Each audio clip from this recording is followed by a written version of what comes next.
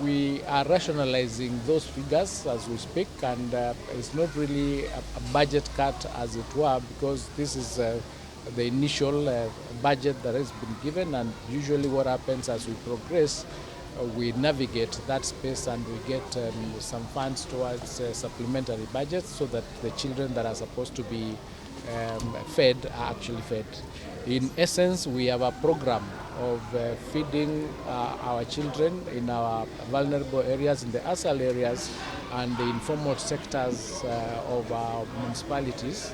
And we are working towards raising the number from 2.6 million that we currently feed to 10 million by 2030. So we are working with partners from within and out of the country to ensure that that number is met by the year 2030.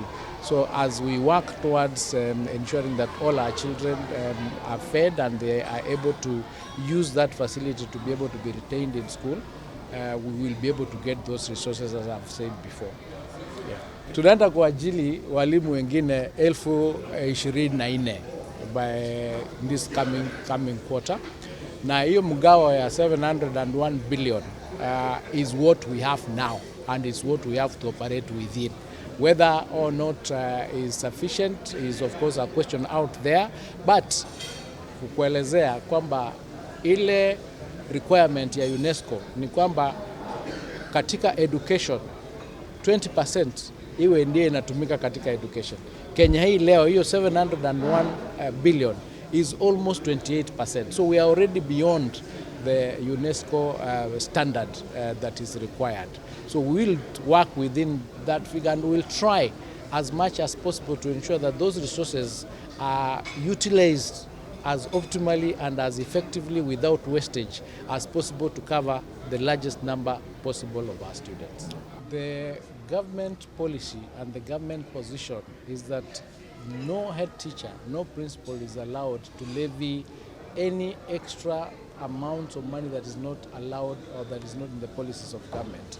Those levies, as we've said before, are illegal, and the court was just affirming our position that no levies should be taxed by teachers, by principals to parents, because we give free education and we do capitation to all those institutions.